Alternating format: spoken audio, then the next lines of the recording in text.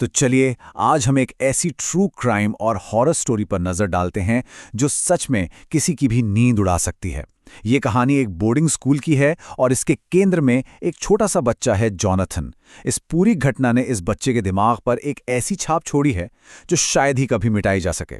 कहानी के डिटेल्स काफी डिस्टर्बिंग हैं, तो चलिए सीधे इसमें डाइव करते हैं। अब जरा एक पल के लिए सोचिए, क्या होता है जब एक लॉकडाउन, जिसका मकसद किसी खतरनाक कातिल को बाहर रखना हो, वही लॉकडाउन उस कातिल को मासूम बच्चों के साथ एक ही चारदीवारी के अंदर कैद कर दे। ये एक ऐसा सवाल है जो हमारे आज के इस पूरे डीप डाइव का आधार है। चलिए इन रोंगटे खड़े कर देने वाली घटनाओं की गहराई में उतरते हैं। इस आतंक के आगाज को समझने के लिए हमें सबसे पहले ये देखना होगा कि कैसे एक बिल्कुल आम सा स्कूल का दिन अचानक अफरा तफरी में बदल गया। आते हैं सेक्शन 1 पर, द सडन स्कूल लॉकडाउन। यहाँ इस बात को ध्यान में रखना बेहद जरूरी है कि जिस वक्त ये सब घट रहा था, जॉनथन सिर्फ 13 साल का था। एक इतने छोटे बच्चे के नजरिए से इस तरह के एक्सट्रीम साइकोलॉजिकल ट्रॉमा से गुजरना इस कहानी को प्रैक्टिकली एक जीते जागते नाइटमेयर में बदल देता है। स्थिति कितनी तेजी से आउट ऑफ कंट्रोल हुई, इसका अंदाजा इस बात से लगाया जा सकता है कि सुबह एक नॉर्मल क्लास चल रही थी, तभी बीच में एक जूनियर टीचर भागते हुए आती है और प्रोफेसर के कान में कुछ खुसफुसाती है। और बस उस एक खुसफुसाहट ने अचानक से पूरा सेशन रुकवा दिया और देखते ही देखते दोपहर तक पूरे कैंपस में एक कंप्लीट लॉकडाउन अनाउंस कर दिया गया।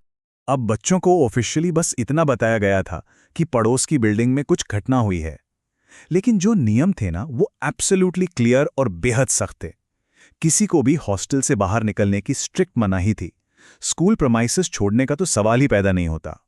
सबको अपनी जगह पर रहकर अथॉरिटीज के आगे के आदेशों का इंतजार करना था। चलिए अब देखते हैं कि ये दौर आगे कैसे अनफोल्ड होता है।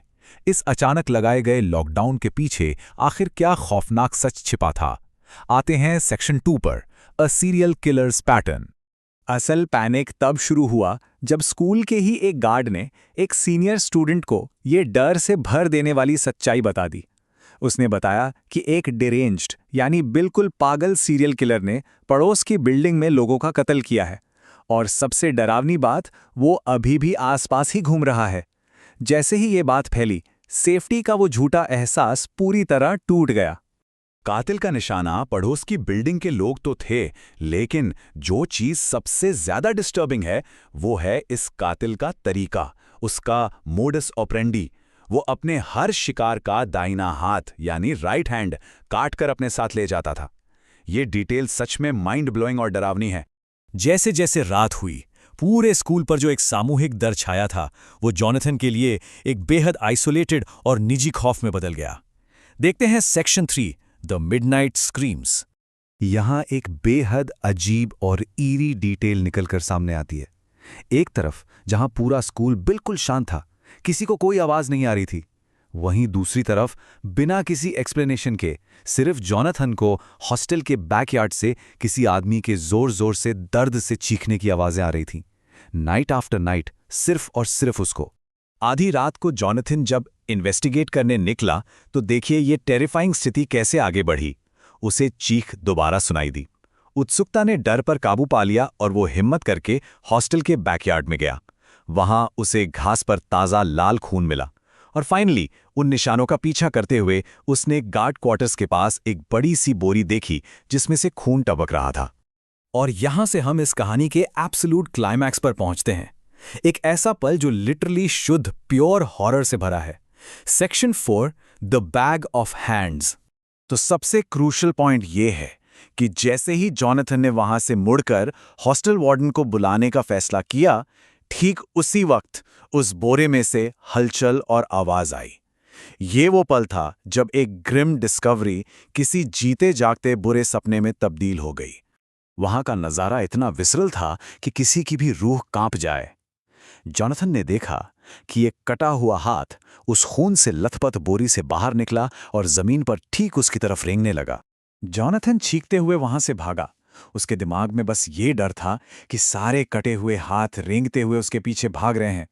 यहां पर हमें सोचना पड़ता है, क्या उस अत्यधिक पैनिक ने उसके दिमाग पर पूरी तरह कब्जा कर लिया था और यह सिर्फ एक भ्रम था, या फिर एक सड़ी हुई खौफनाक हकीकत। चलिए अब देखते हैं कि ये आतंक कैसे अपने अंजाम तक पहुंचा और कैसे जोनाथन की चीखों ने उस रात के सन्नाटे को आखिरकार तोड़ दिया। Section 5 the chilling resolution. Jonathan की उन जोरदार चीखों से वार्डन जाग गए और एक रैपिड चेन रिएक्शन शुरू हो गई। प्रिंसिपल ने इमीडिएटली पुलिस को कॉल किया।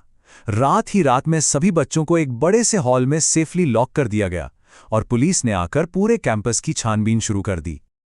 और अब सामने आता है इस कहानी का अल्टीमेट टेरिफाइंग ट्विस्ट। पुलिस को वो कातिल किसी आसपास की बिल्डिंग में नहीं, बल्कि स्कूल के अंदर ही एक क्लासरूम में छुपा हुआ मिला।